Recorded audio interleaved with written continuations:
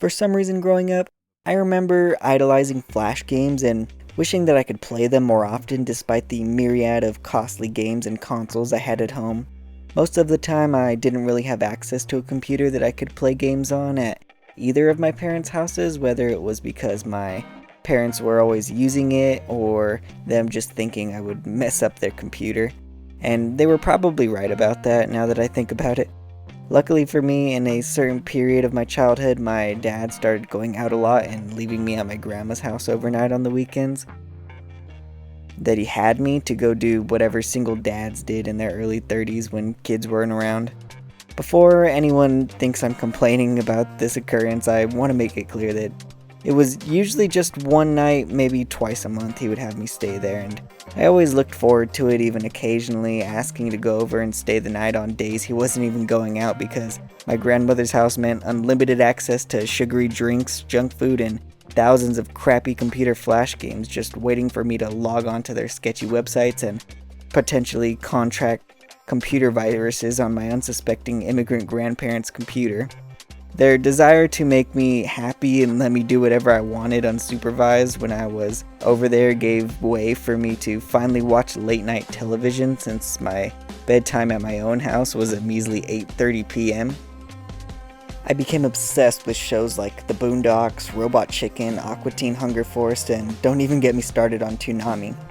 During ad breaks for these distinguished mature programs, they would play commercials for their website that they said hosted tons of awesome games that looked perfect for a mature 8 to 11-year-old such as myself.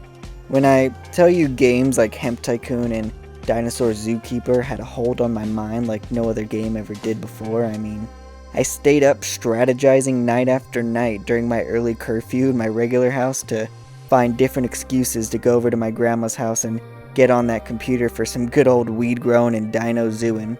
I know all of this stuff may make my childhood sound like an unsupervised mess since kids that young probably shouldn't be watching that kind of stuff, and as an adult now, I didn't really understand what they were talking about in those kinds of shows in the least bit, but I was actually very supervised most of the time, and my parents were strict enough about a good amount of the right things, seeing as I'm still alive and not too messed up. I was just kind of a smart kid and would always think of something that would help me get my way in one shape or form. But enough anecdotes, I'm just kind of going on a nostalgic rant at this point. Let's hurry up and get into some actually decent Flash games.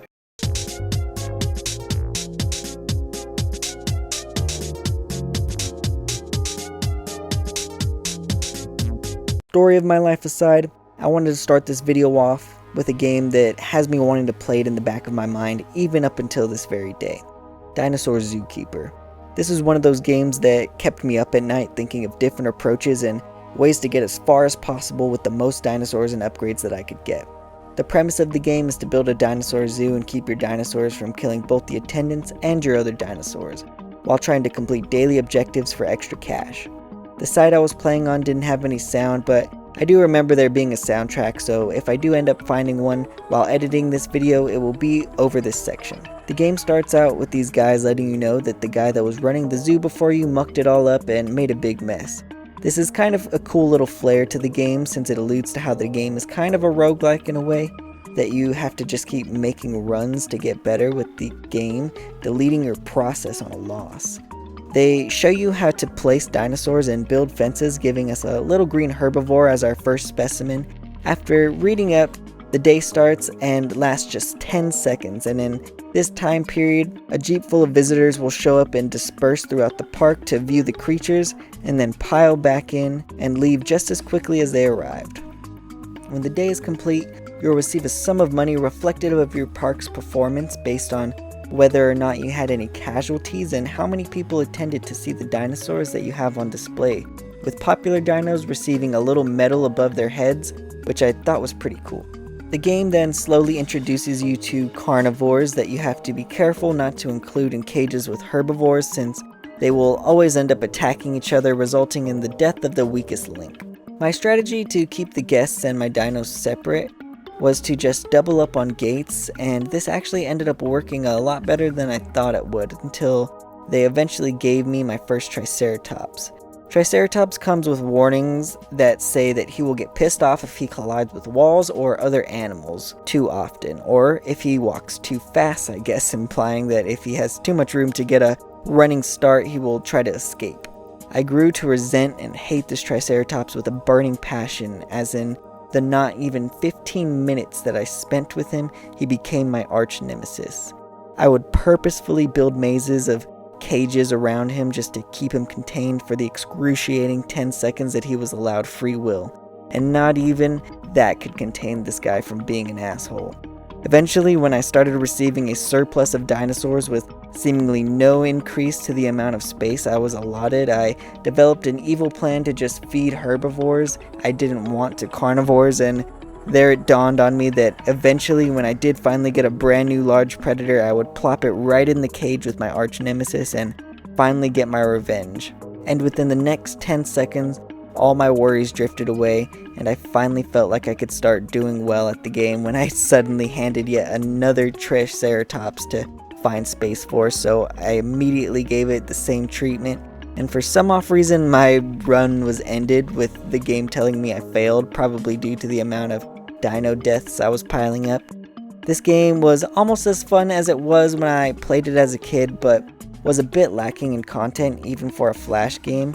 If you want to know how and where I played this, I just searched up Dinosaur Zookeeper and found it on Flash Archive, where you can play it directly from the site, just like the old days.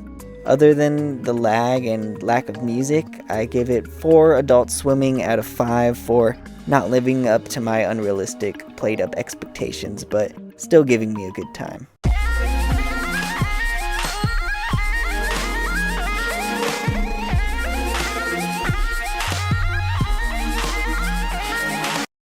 Next is a game that I didn't really like or understand much as a kid because it's kind of difficult, and it's borderline disgusting 2000s cringe aesthetic that I have grown an unlikely fondness for in the 10 minutes that I played it. In Robot Unicorn Attack, there are 2 buttons you need to worry about that are Z and X. Z makes you jump, and X is a smashing dash that is called the Rainbow Attack. The core gameplay is just one never-ending Happy Wheels map, which is surprising because this game actually came out just a few months before Happy Wheels did, if you can believe it. At first I was abysmal, dying almost instantly, but eventually I found out how to use the rainbow attack properly to smash through these little stars that can kill you if you aren't careful. I think that the overwhelming challenge of the game and the hopelessness of its infinite track might have caused me to put this game down a lot sooner than I did if it didn't have one of the best songs I've ever heard playing over it, blaring at an epic volume to keep me going just to hear a few more seconds of this banger. Always by Erasure is a crazy song to lay over a game about robot unicorns running at Mach speed getting destroyed in an explosion of blood and meat chunks. There isn't much here past that. It's pretty much a 3-life system where you have to attempt to get the highest possible score between those lives that are called wishes, for aesthetic reasons. This game ran pretty well in browser surprisingly, and I also found it on Flash Archive, if you wanted to try it for yourself. I give Robot Unicorn Attack 5 out of 5 Peter Griffins for being unapologetically casual yet entertaining all the while. What if you could learn surgery from your own home? Crazy, you say? Tell it to this guy. He enrolled an amateur surgeon on AdultSwim.com. So fun, it's almost like a video game. Play Amateur Surgeon Parts 1, 2, and 3, only on AdultSwim.com. One of the most popular games that was ever created by Adult Swim was Amateur Surgeon, and no matter how much searching I did, which wasn't a lot, I could not find any easily playable versions of the original Amateur Surgeon, so I ended up playing Amateur Surgeon 2 instead. There is some semblance of story to this game, with you still being the same pizza delivery boy you were in the first game, but this time it's in the future, so you're old and losing it. There are some guys that need your help for something but want you to prove that you still got it or whatever before they give you the real task, yada yada. The gameplay is kind of reminiscent of Cooking Mama to me, but instead of making hot pot in this game, you're diagnosing and treating wounds. You're supposed to be a make do with what you got genius doctor, so the implements are all fun things like pizza cutter for surgery, a car batter for a defibrillator, and a chainsaw to break bone for implants. It's alright fun for a while, but after a few patients it gets kind of monotonous and boring, and it wasn't helping that it turned my computer into a kiln for almost no reason, as I'm playing on a Mac with an M2 and this is a 2013 phone game quality. I give Amateur Surgeon 3.5 weird trendy commercial bumpers out of 5 for making my laptop hot and burning my finger.